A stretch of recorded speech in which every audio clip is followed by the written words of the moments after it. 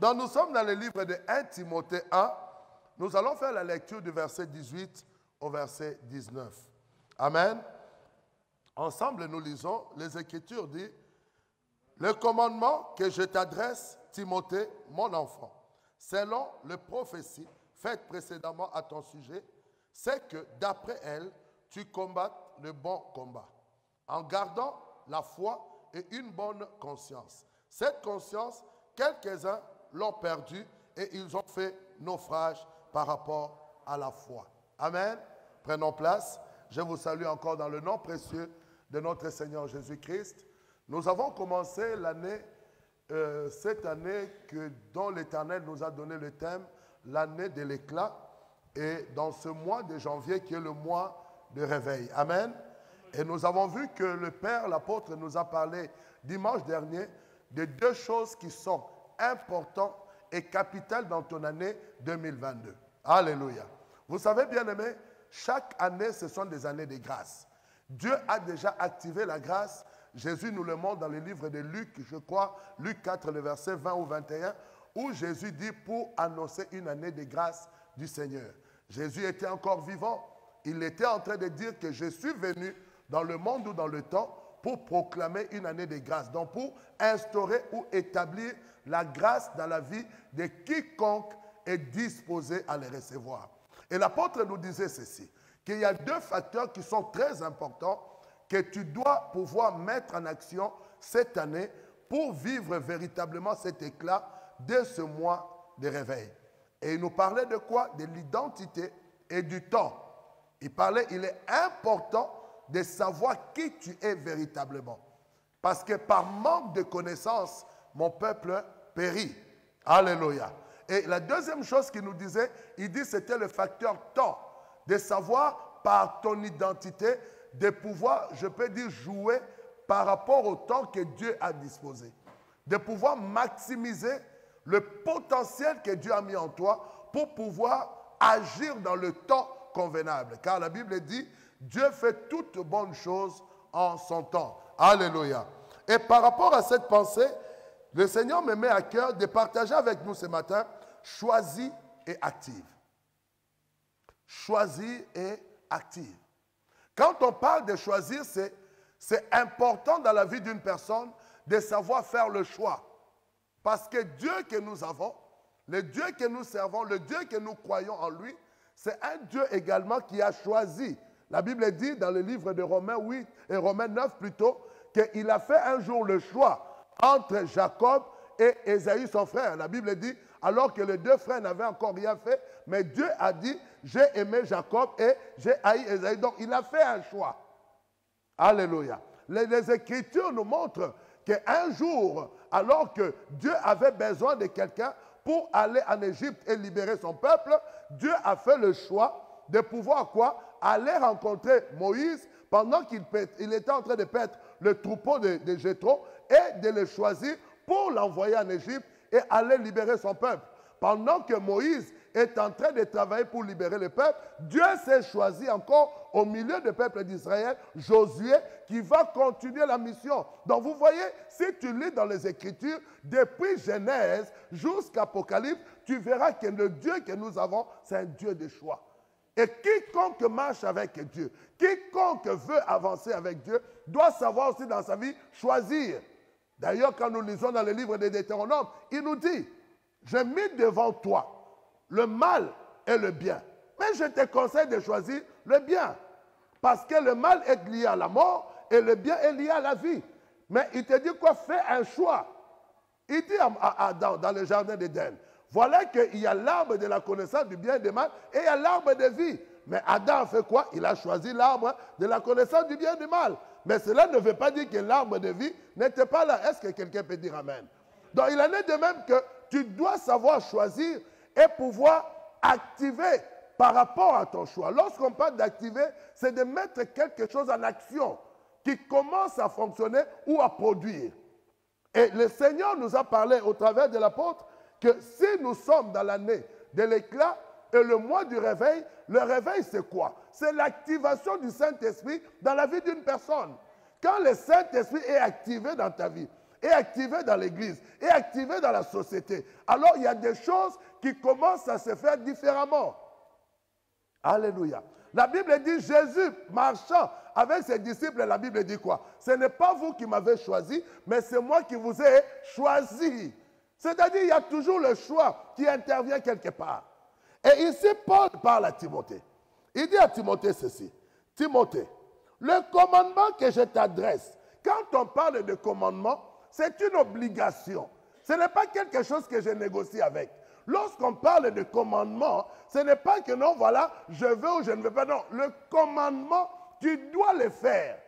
Et il dit à Timothée, le commandement que je t'adresse, Timothée, mon enfant, selon les prophéties faites précédemment à ton sujet, c'est que d'après elles, tu combats le bon combat. Il dit à Timothée ceci, ta vie, ton bien-être, ta réussite, dépend de comment tu vas combattre dans ta vie. Selon le choix que tu vas faire, quel est le combat qui est lié à ma destinée ou pas. Il y a des combats où tu vas t'emmêler dedans, ça ne te concerne pas, même si ça tourne autour de toi. Mais il dit à Timothée ceci, tu dois pouvoir choisir quels sont les combats que tu dois combattre. Mais ces combats-là sont liés à quoi? Sont proportionnels ou liés aux prophéties qui ont été dites précédemment à ton sujet. C'est-à-dire selon la parole de Dieu qui est liée dans ta vie. C'est ce qui nous amène à intervenir sur le point de l'identité.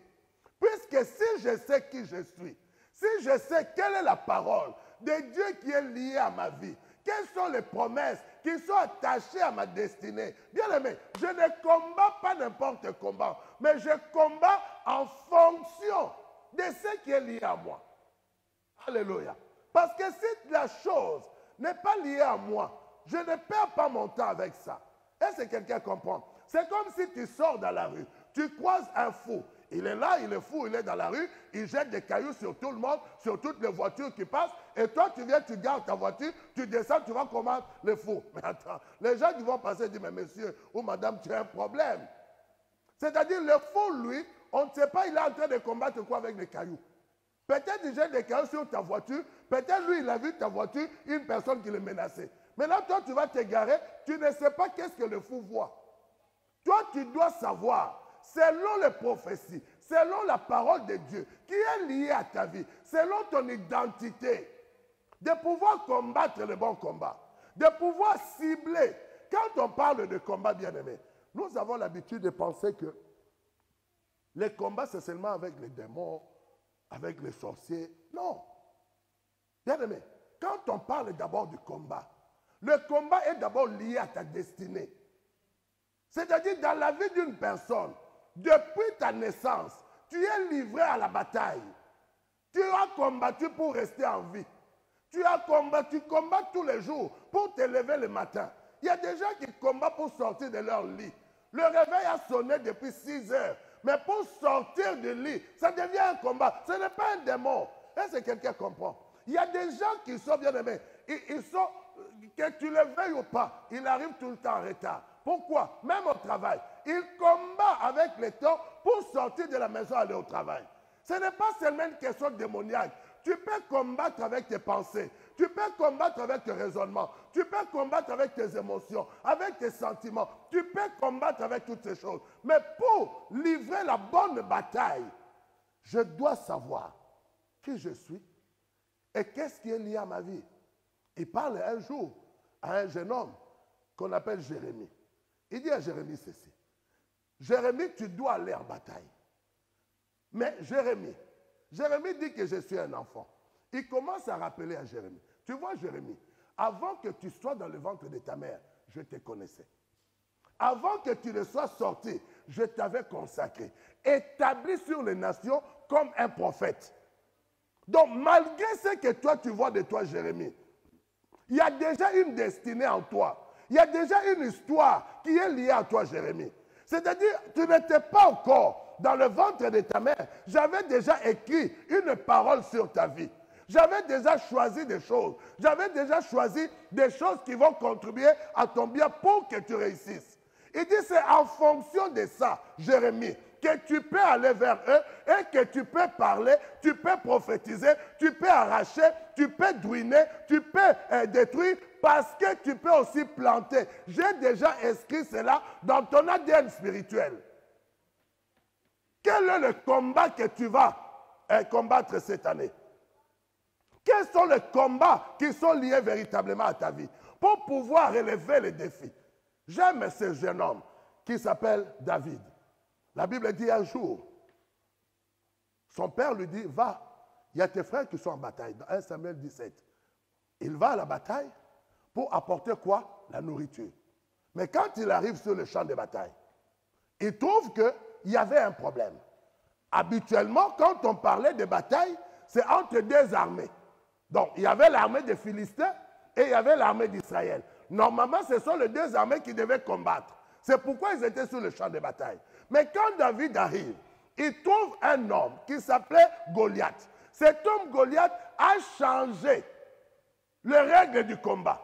Il dit ceci, on ne va pas se battre les Philistins contre les Israélites, mais on va se battre un Philistin contre un Israélite. Donc donnez-moi un homme. Il a changé les données de la bataille. Pourquoi, bien-aimé?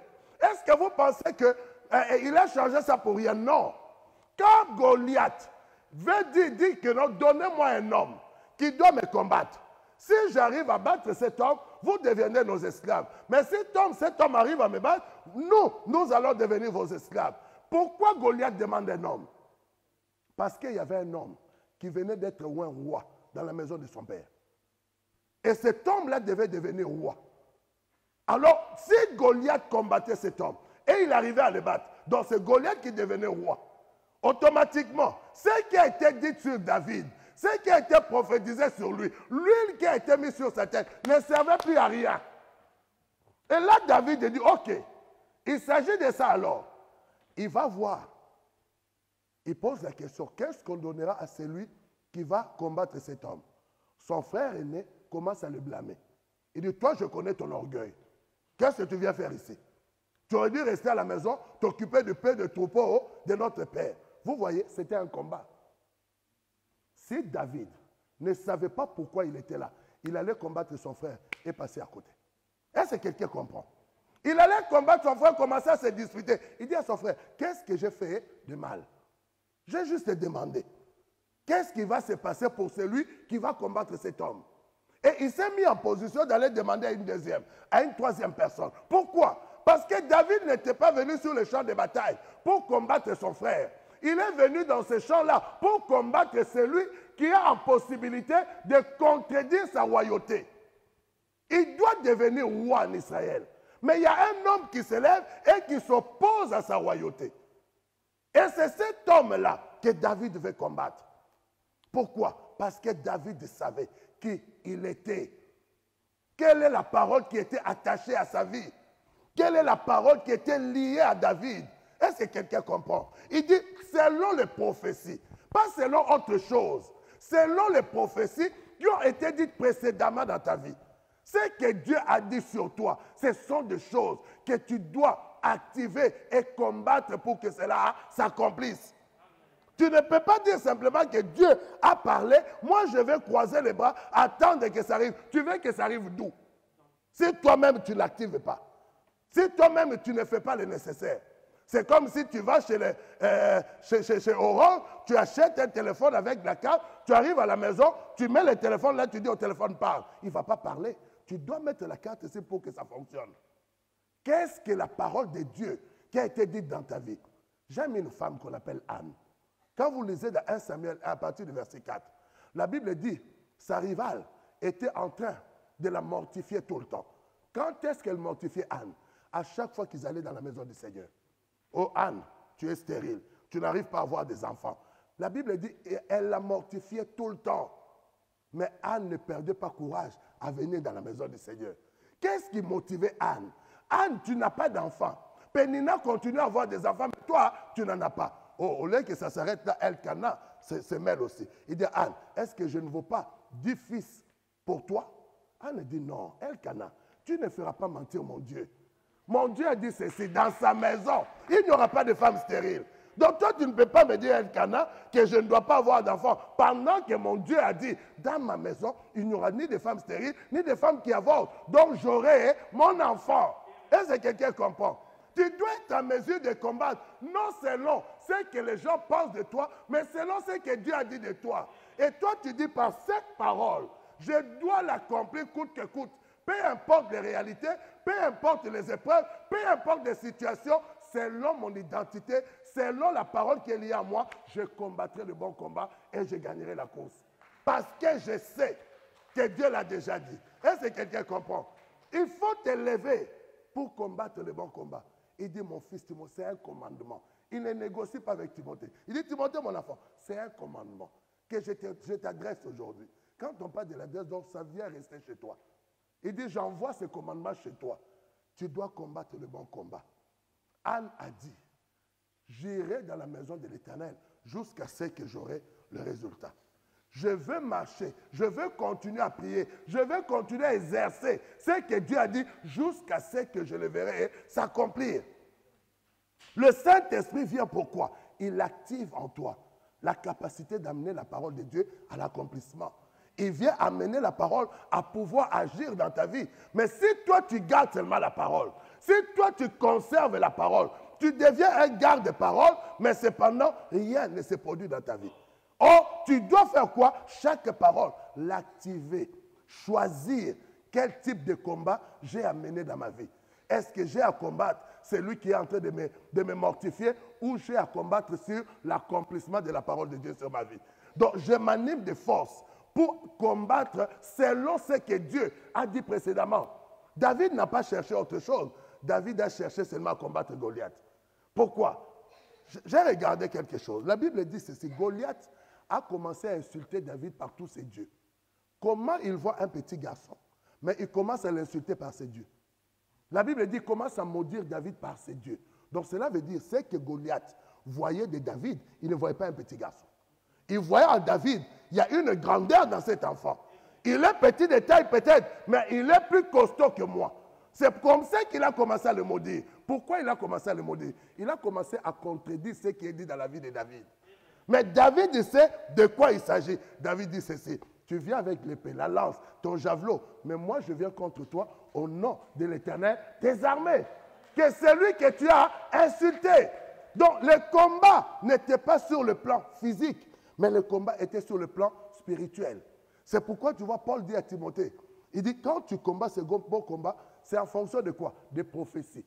Donc, cela veut dire, ce n'est pas sur le point physique, mais c'est sur le point de l'ainsi dit de l'Éternel sur ta vie. L'ennemi ne te combat pas pour ce que tu as, mais pour ce que tu es. C'est ce que l'apôtre nous disait dimanche, je crois, ou encore vendredi. Pour ce que tu es. Tu dois faire la nuance entre ce que tu as et ce que tu es. Qui es-tu par rapport à ce que tu as? Parce que celui que tu es, c'est celui-là qu'on veut contredire. C'est celui-là qu'on veut empêcher la progression. C'est celui-là qu'on ne veut pas qu'il aille de l'avant. Ce n'est pas en fonction de ce que tu as, mais de ce que tu es d'abord. Au-dedans de toi, la parole de Dieu réside. Et c'est cette parole qui doit t'amener à combattre cette année ou à faire le choix qui va t'amener à l'éclat. Regarde quand David a fait le bon choix. Il a combattu Goliath. Qu'est-ce qui s'est passé après? La Bible dit que les femmes ont commencé à chanter. Ce n'est pas David. Les femmes ont commencé à chanter. David a tué ses 10 000 et Saül a tué ses 1000. Donc l'éclat est venu dans la vie de David sans que David le demande. Pourquoi? Lui, il a combattu le bon combat. Il a activé en lui la parole qui était en lui, qu'il est le roi d'Israël. Et étant que roi, il a pris la position du roi pour enlever tout danger qui pouvait être dans le royaume. Tu dois enlever les dangers qui empêchent la parole de Dieu de pouvoir s'accomplir dans ta vie, qui empêchent le Saint-Esprit à amener la parole de Dieu à l'accomplissement. Pourquoi? Parce que si tu laisses les dangers là, ça étouffe la parole de Dieu qui est en toi. Alléluia. Ça étouffe la voix du Seigneur en toi. Il dit ne combat pas n'importe comment. Il le dit encore dans le livre de 1 Timothée. Il parle à Timothée en lui disant ceci. 1 Timothée 6, à partir du verset 12. Combat le bon combat de la foi. Saisis la vie éternelle, à laquelle tu as été appelé, et pour laquelle tu as fait une belle confession en présence d'un grand nombre de témoins. Je te recommande devant Dieu, qui donne la vie à toutes choses, et devant Jésus-Christ, qui fut une belle confession devant Ponce Pilate, de garder les commandements et de vivre sans tâche, sans reproche, jusqu'à l'apparition de notre Seigneur Jésus-Christ. Il dit que ton combat de la foi est lié à la vie éternelle, que tu as fait une belle confession, que tu as déclaré devant les gens. C'est-à-dire, je combats pour maintenir en moi le cap de la foi avec le Seigneur. Peu importe ce que je vis, peu importe ce qui se passe, peu importe les défis de la vie, peu importe ce que le monde dit, mais moi je crois que ce que Dieu a dit pour moi s'accomplira. Nous sommes arrivés à l'année 2022 comment? Malgré tout le confinement. Parce que Dieu a continué à œuvrer. Donc si Dieu a continué, comment toi tu peux t'arrêter? Toi aussi tu peux continuer à quoi? À œuvrer. En fonction de ce que Dieu a dit de toi, en fonction de la parole de Dieu qui réside en toi, en fonction des promesses de Dieu qui sont liées à ta vie. Alléluia. Nous combattons des combats qui ne nous concernent pas. Pourquoi? Parce que tu ne sais pas qui tu es. Parce que tu ignores l'identité que tu portes. Parce que tu ignores la personne que tu es. Il y a des erreurs que tu commets à l'absence de toi-même. Quand tu es présent toi-même, tu dis telle chose, je ne vais pas le faire. Telle situation, je ne peux pas le faire parce que tu es présent en toi-même. Mais cette présence-là, c'est en quoi? En fonction de ce qui est dit de toi. La parole que Dieu nous donne de tous les jours, chaque vendredi, chaque dimanche, dans l'heure de la lutte, chaque parole, bien aimé, vient construire quelque chose en toi. Viens te repositionner, viens te donner une orientation dans la journée, dans la semaine, dans le mois. Et c'est en fonction de ça que tu dois relever tes défis. C'est en fonction de ça que tu dois t'élever dans le champ de bataille. Je ne vais pas combattre les démons, les sorciers, parce qu'aussi longtemps, il dit à Josué, ceci, nul ne tiendra devant toi. Tant que tu feras quoi? Tu vivras. Nul ne tiendra devant toi. Tant que tu vivras. Or, qu'est-ce que cela veut dire tant que tu vivras? Ce n'est pas une question de la respiration. Aussi longtemps tu garderas ma parole en toi. Nul ne tiendra devant toi. Mais les jours que tu abandonneras ma parole, les choses vont tenir devant toi. Mais si tu gardes ma parole, nul ne tiendra devant toi. Donc je me bats tous les jours, non pour combattre les démons et les sorciers, mais pour maintenir que la parole de Dieu dans ma vie s'accomplisse. Aussi longtemps la parole est là, est activée en toi, bien aimé, nul ne tiendra devant toi. Aucune bataille tu ne perdras. Aucune situation ne pourra te mettre par terre parce que tu es en train de livrer le bon combat. Tu es dans le bon champ de bataille. Tu es au bon endroit. Tu n'es pas dans un endroit de confusion. Mon peuple ne sera plus dans la confusion parce que tu sais qui je suis et où je suis et qu'est-ce que je suis en train de combattre. Tu dois te lever cette année et faire des choix. Je disais à quelqu'un, choisis de donner ta vie à Jésus. Choisis de faire quoi? De donner ta vie à Jésus. Ce n'est pas seulement une confession de la bouche, mais c'est de changer ta vie avec lui. Il dit dans le Matthieu 11, à partir du verset 27 ou 28, il dit, prenez mon joug et donnez-moi votre joug. C'est une question d'échange. Je choisis Jésus, cela veut dire que je choisis sa vie en lui donnant ma vie. Et comment je lui donne ma vie? En acceptant ce que lui me donne comme commandement, comme précepte, comme recommandation, comme ordonnance, de vivre en fonction de ça et de combattre en fonction de ça. C'est comme ça que le joug est léger. C'est comme ça que toi tu es déchargé. Mais tu ne peux pas dire que j'ai choisi Jésus, mais en même temps, je garde encore tous mes fardeaux. Comment lui peut faire? Parce que tu ne lui as pas donné ton joug et tu n'as pas pris le joug qui est léger. Alléluia. Donc nous devons livrer bataille par rapport à ce que Dieu a dit. Par rapport à la parole que tu écoutes. Nous aurons d'ailleurs ce vendredi, pour l'année 2022, la nuit des oracles. On parlait de ça ici. Souvent, vous savez, quand nous venons dans des programmes comme ça, nous venons dans la pensée de l'année dernière. Il faut venir dans la pensée de cette année. Si tu avais activé les paroles de l'année dernière, normalement cette année, tu dois être dans un autre cap. Parce que dans chaque année, Dieu fait quelque chose de nouveau en fonction de ce qu'il t'a dit précédemment, comme il a dit à Timothée. Donc, qu'est-ce qui va se passer encore? Dieu va proclamer, va déclarer la parole sur ta vie, sur ta destinée, dans cette année 2022. C'est à toi encore de faire quoi? De prendre cette parole, de l'activer en toi avec le Saint-Esprit pour voir son accomplissement. Sinon, tu gardes seulement la parole et rien ne se passe dans ta vie. Et tu es frustré avec Dieu, tu es frustré avec l'Église, tu es frustré avec les pasteurs. Ils ne sont pour rien. Le problème, c'est que la parole que toi, tu reçois, tu ne collabores pas avec cette parole, tu ne vis pas avec cette parole, tu ne marches pas avec cette parole. Jésus a dit dans la prière sacerdotale, je leur ai fait connaître ton nom, mais ils ont gardé ta parole. Cela veut dire quoi? Ils ont pris ta parole pour la chose la plus importante et c'est par ça qu'ils sont en train de vivre. Ils ne s'arrêtent pas seulement au nom de Jésus, au nom de Jésus. Mais la Bible commence par dire, à tous ceux qui l'ont reçu, qui ont d'abord reçu qui? La parole. Tu ne peux pas proclamer Jésus sans avoir reçu d'abord la parole. La Bible dit, le Saint-Esprit est descendu dans la maison de Corneille lorsque la parole a été annoncée par Pierre. Lorsque Pierre parlait, lorsque ils recevaient la parole, le Saint-Esprit est venu. La Bible dit, Pierre et Jean sont venus en Samarie. Pourquoi? Parce que Samarie avait reçu quoi? La parole. Lorsque Samarie a reçu la parole, Pierre et Jean sont venus. Pourquoi? Pour que le Saint-Esprit leur soit donné. Pourquoi? Parce que le Saint-Esprit ne pourra rien faire dans ta vie si la parole n'est pas là. Il est là pour activer la parole qui est en toi. Jésus il a dit quoi? Il ne parlera pas de lui, mais il vous révélera tout ce que je vous ai dit. Mais si la parole n'est pas en toi, comment veux-tu qu'il y ait le réveil en toi? Tu seras réveillé en fonction de quoi? Parce que le Saint-Esprit doit s'activer en toi en fonction de la prophétie qui a été dite précédemment à ton sujet.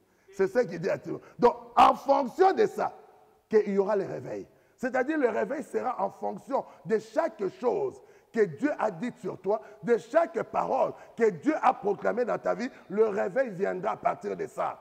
Le Saint-Esprit ne viendra pas seulement ouvrir tes yeux. Il ne vient pas ouvrir tes yeux physiques. Il vient ouvrir tes yeux spirituels. Il ne vient pas ouvrir tes oreilles physiques. Il vient ouvrir ton entendement spirituel. Donc, il vient faire un travail où? À l'intérieur. Et si c'est un travail à l'intérieur, qu'est-ce qu'il y a au-dedans de toi? Qu'est-ce que tu as au fond de toi? Qu'est-ce que tu as en toi? C'est ce qui va déterminer ton réveil dans ce mois de janvier. C'est ce qui va déterminer ton réveil dans cette année 2022. C'est ce qui va déterminer ton éclat.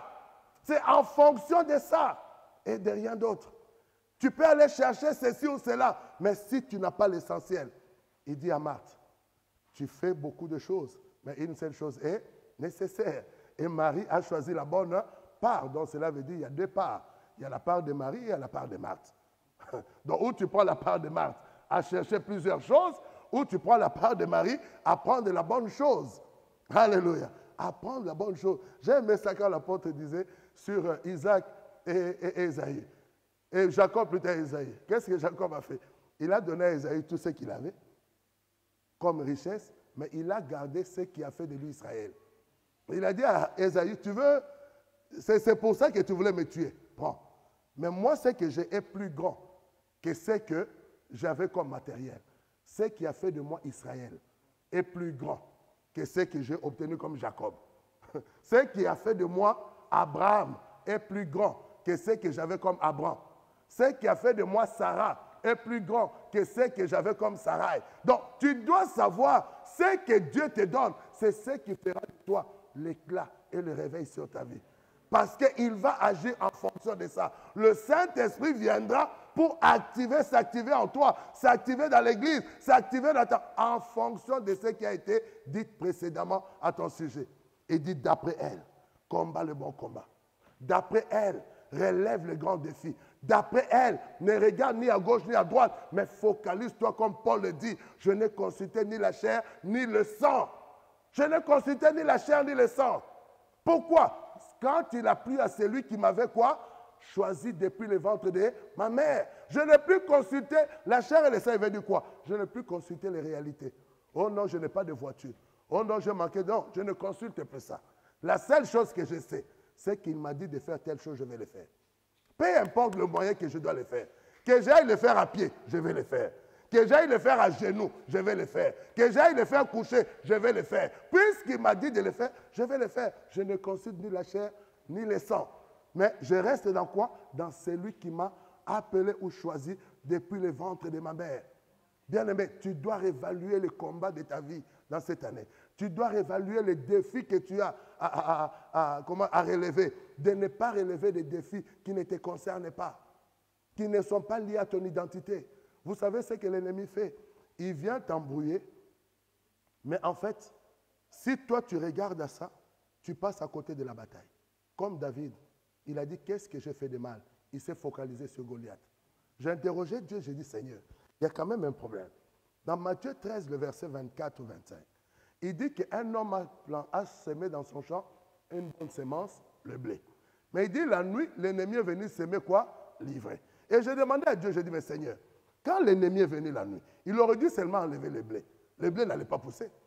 Mais au lieu d'enlever le blé, il a seulement semé l'ivraie à côté du blé. Le Seigneur a dit, parce que ma semence, personne ne peut l'arracher. Quand moi j'ai semé, personne ne peut venir l'enlever. Donc tous ceux qui vont venir, la seule chose, ils vont faire quoi? Ils vont tourner tout autour, à chercher à étouffer, mais ils ne peuvent pas enlever ma semence. Et la Bible dit, tu as été racheté par une semence incorruptible. Donc on ne peut pas corrompre ce que Dieu a mis au-dedans de toi. On ne peut pas corrompre la parole de Dieu qui a été dite à ton sujet. La parole de Dieu qui a été semée en toi. On ne peut pas le corrompre. Le livret viendra, il va tourner tout autour. Mais quand tu regardes, quand le livret se lève, la finalité du livret c'est quoi? Il se couche. En d'autres termes, il se prosterne devant le blé. Il reconnaît que non, ça c'est la bonne semence. Et je dois m'incliner devant la bonne semence. C'est là où on dit, tout genou fléchira, toute langue confessera que Jésus-Christ est Seigneur, à la gloire du Père. Parce que tout finira par s'incliner. Finira par s'incliner. Si toi tu te focalises sur la bonne chose, si toi tu es tourné sur la chose qui est nécessaire, que Dieu a liée sur ta vie, que Dieu a sémé sur ta vie, bien-aimé, tu sortiras des faux débats, tu sortiras des raisonnements, tu sortiras des philosophies de dire que non, oui, je n'ai pas fait ça à cause de non. Tu comprendras qu'il n'y a aucun obstacle, il n'y a aucune opposition à faire ce que Dieu a dit de toi. Paul l'a dit, il a dit au roi Agrippa, j'aimerais que vous tous, tôt ou tard, vous devenez comme moi. Hormis les liens que j'ai entre mes mains. Même si moi j'ai des liens, mais la parole n'est pas liée, vous pouvez les devenir. Un homme prophétise et dit à Paul, oh, à celui qui appartient à cette ceinture, qu'il ne monte pas à Jérusalem, on va les lier. Paul lui dit, mais monsieur, tu es en train de déconner ou quoi? Ce n'est plus question de lier. Je suis déjà prêt à mourir à cause de Jésus. Et toi, tu me parles encore des liens. Il dit, j'ai déjà passé le cap des liens. Lorsque j'étais en prison, j'ai loué le Seigneur, les liens ont été rompus, le fondement de la prison était ébranlé, les portes étaient ouvertes. Mais toi, tu viens de... Il dit, non, j'ai déjà dépassé ce cap. J'ai dépassé le niveau de voir les liens, de voir les chaînes, de voir... Non, bien aimé, il faut dépasser ça. Quand tu as la parole de Dieu, dépasse le niveau de voir les liens. Ne vis plus selon les liens, oh les chaînes. Oh. Bien aimé, lis dans Marc 5, il y avait un homme, le fou de Gadara. Vous savez ce qui s'est passé avec ce fou-là? La Bible dit on lui mettait des chaînes aux pieds pour qu'il ne sorte pas. Les gars brisaient les chaînes. Oh. J'ai dit, mais quelqu'un qui était possédé de démons, il brisait les chaînes lui-même, il sortait. Mais quelqu'un qui a Jésus, qui est le Saint-Esprit, il faut seulement qu'on vienne lui briser les chaînes. Donc, un fou, on a dit qu'il avait des démons. Mais quand on lui mettait, il brisait les chaînes. Et il sortait, il partait. Oh, mais toi, tu as le Saint-Esprit, on doit encore te prendre, te mettre là, viens, avec le marteau, on va briser ces chaînes. Oh, brise les chaînes et avance. Brise les chaînes et avance. Tu dois rompre les liens et partir. Lui, il était démoniaque, mais il a brisé. Mais toi, tu ne peux pas briser. Il faut que tu t'assoies d'abord, on prend des marteaux, on doit briser chaîne par chaîne, on doit lever clou par clou. Non, dis avec moi, non, ça va changer. Dis avec, ça va changer. J'ai choisi la parole de Dieu. J'ai choisi les promesses de Dieu pour que le Saint-Esprit l'active en moi. Dis pour que le Saint-Esprit l'active en moi. Je veux le réveil. Je veux l'éclat à la gloire de mon Dieu. Et je vais combattre le bon combat. Parce que la foi est liée à quoi? À la parole. La foi vient de ce qu'on entend. La foi, ce n'est pas une pensée positive. Parce qu'il y a des gens, il est tellement positif, il pense qu'il a la foi. Non, la foi est liée à ce que Christ a dit. S'il ne l'a pas dit, même si toi tu penses que c'est positif, ce n'est pas la foi. Tu peux faire des choses positivement, mais pas le faire par la foi. Donc si tu dois le faire par la foi, tu dois d'abord garder la parole en toi. Tu dois d'abord avoir quoi? La parole. Je pense que c'était pendant la veillée, vendredi, où l'apôtre disait, il a prêché dans une situation de faiblesse. Comme Paul disait, lorsque je suis venu vers vous, ce n'était pas avec une supériorité de langage, mais c'était avec crainte et tremblement. Il dit, je prêchais l'évangile à Charles en position de faiblesse, en situation irrégulière. Tu n'es pas sûr si le policier vient pendant que tu parles, hey, monsieur, tu dis quoi? Il te met les mains. Mais néanmoins, puisque Dieu t'a dit de le faire, tu te mets sur la place publique, tu parles. La parole fait quoi? Commence à te protéger, commence à te justifier, commence à te rendre même invisible. Parce que ceux qui sont venus arrêter Jésus, ils sont retournés, ils ont dit, oui, c'est non. Vous nous avez envoyé arrêter un homme. Mais nous, on est arrivé là-bas, on a trouvé quelqu'un, ce n'est pas un homme. Parce que jamais un homme a parlé comme ça. Et c'est quelqu'un. Donc, ils sont venus arrêter un homme. Mais arrivés là, ils n'ont pas trouvé l'homme. Mais ils ont trouvé un Dieu en train de parler. Ils ont dit, jamais un homme a parlé comme ça. Donc, cela veut dire que ces gens-là, quand ils regardaient celui qui parlait, ils ne voyaient pas Jésus, ils voyaient seulement la parole. Et quand ils sont sortis, ils ont dit, non, l'homme là n'était pas là. Mais nous, on a trouvé quelque chose de surnaturel. Mais lui, il n'était pas là. Alléluia. Quand toi aussi, tu seras activé par le Saint-Esprit, bien aimé, tu n'auras plus à avoir peur. Tu n'auras plus à douter. Tu n'auras plus à réfléchir à deux fois. Mais tu vas foncer pour porter des fruits. Tu vas foncer pour faire ce que Dieu t'a dit parce que tu seras invisible par rapport à toutes les batailles des hommes contre toi. La seule chose qui restera, c'est la parole. Timothée, mon enfant. Repositionne ton combat, bien-aimé, cette année. Repositionne-toi, choisis et active ce que Dieu a mis en toi.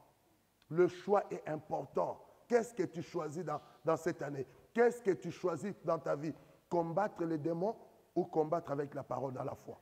C'est ça. Parce qu'il y a deux façons de combattre. Ou tu combats par la peur, ou tu combats par la foi. Vous savez, la plupart des gens qui combattent les démons, ils combattent par la peur. Ce n'est pas par la foi. C'est pourquoi vous voyez, ils deviennent des boxeurs, des judokas. Parce qu'à force d'avoir tellement peur, alors quand tu sois en train de combattre les démons, mais tu combats quelqu'un que tu ne vois pas. Maintenant, tu lui donnes quelques coups de tête. Est-ce que quelqu'un comprend? Mais si c'est dans la foi, tu vas parler avec tranquillité. Tu vas parler avec confiance. Tu vas parler avec assurance. Et la situation ou la montagne va se déplacer. Pourquoi? Parce que tu sais que celui qui est en moi est plus fort que celui qui est dans le monde. Il est plus grand. Ce qui est en moi est plus grand que la bataille ou l'épreuve que je vois devant moi. C'est plus grand. Je traverse la vallée de l'ombre de la mort. Je n'ai craint aucun mal, car ta roulette et ton bâton, c'est ce qui me rassure. Pourquoi? Parce que je sais que tu as déjà dressé une table face à mes adversaires. Bientôt, l'huile va déborder sur ma tête. Et moi, je vais faire quoi? Déborder devant eux. Je vais leur dépasser. Et le bonheur et la grâce vont faire quoi? Vont m'accompagner. Et je veux demeurer dans ta présence.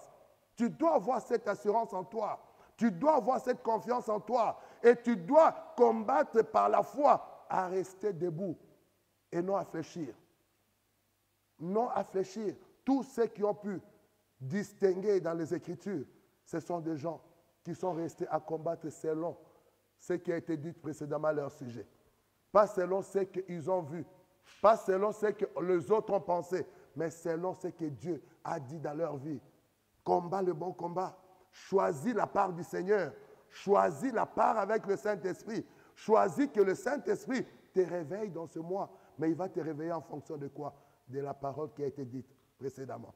Des promesses qui sont liées à ta vie. De la prédestination, comme il a dit, ce qu'il a connu d'avance, il les a prédestinés à être semblables à son Fils. C'est ce que le Seigneur va réveiller dans ce mois. C'est ce que le Seigneur va réveiller dans cette année. Le Saint-Esprit sera activé en toi en fonction de ça. Pas en fonction d'autre chose. Pas en fonction du coronavirus. Non, il sera activé en fonction de la parole. Qui pense que le Saint-Esprit est intimidé par le coronavirus? Ça ne peut pas le toucher. Donc, il ne peut pas t'activer en fonction de ça. Mais il t'active en fonction de la parole qui est en toi. Maintenant, c'est cette parole-là qui te donnera le pouvoir sur ça. C'est comme ça que tu auras la domination, comme il dit, tu auras la supériorité sur les nations. Tu auras la supériorité face à chaque situation, à chaque épreuve. Tu auras la supériorité. Bannis la peur, tu n'as rien à craindre. La frayeur, elle ne s'approchera pas de toi. Si l'on forme des complots, cela ne vient pas de moi. Mais tous ceux qui se ligueront contre toi tomberont sous ton pouvoir. Voici, j'ai créé l'ouvrier qui fabrique l'arme par le feu, mais j'ai créé aussi celui pour le détruire. Toute arme forgée contre toi est sans effet. Toute langue qui s'élèvera en justice contre toi, tu feras quoi? Tu la condamneras. Voici l'héritage pour les serviteurs. voici les secours qui leur viendra de moi, dit l'Éternel des armées. Donc tu as quelque chose qui doit te motiver. Oh, ils font des complots contre moi. Tu as la promesse que même s'il y a des complots, ça ne vient pas de lui. Donc cela veut dire qu'il n'est pas avec les comploteurs. Donc ne tremble pas. Il prépare des armes. Il dit toute arme contre toi sera sans effet. Oh, ils ont dit ceci sur moi. Il dit toute langue qui s'élève sera condamnée. Donc tu as déjà ça en toi. Ce sont des promesses qui résident en toi. Pourquoi tu trembles?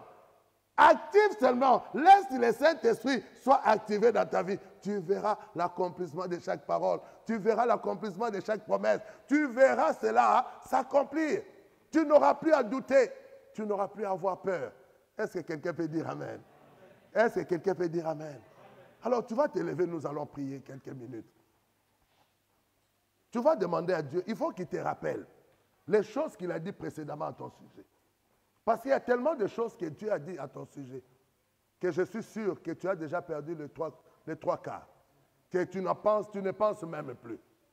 Or, Dieu veut t'activer dans... Vous savez, quand Dieu donne des thèmes, moi, j'aime ça parce que je dis, à chaque thème que Dieu donne, en fait, il est en train de t'amener quelque part.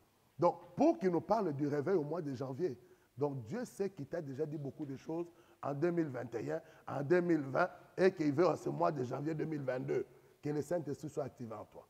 Prier le réveil en toi. Donc, tu dois prier le Seigneur ce matin. Tu dis, Seigneur, il y a des choses que j'ai oubliées.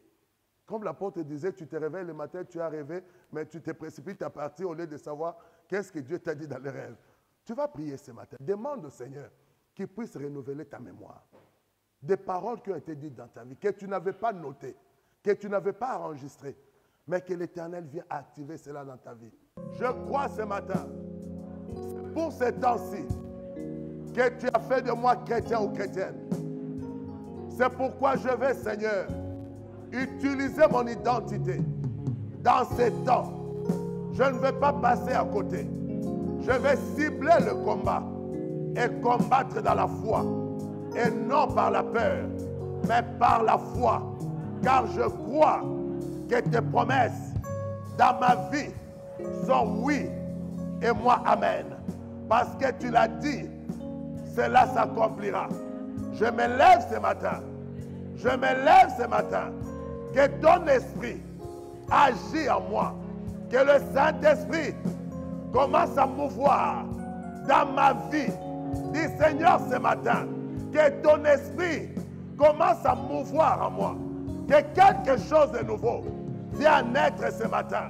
Que quelque chose de nouveau sorte de moi aujourd'hui. Dans le nom de Jésus-Christ. Dis Seigneur, je suis fatigué de rester statique, de ne pas bouger, de ne pas évoluer. Or, l'évolution est par ton esprit. La Bible dit, les hommes qui n'avaient pas d'instruction commençaient à parler de tes merveilles.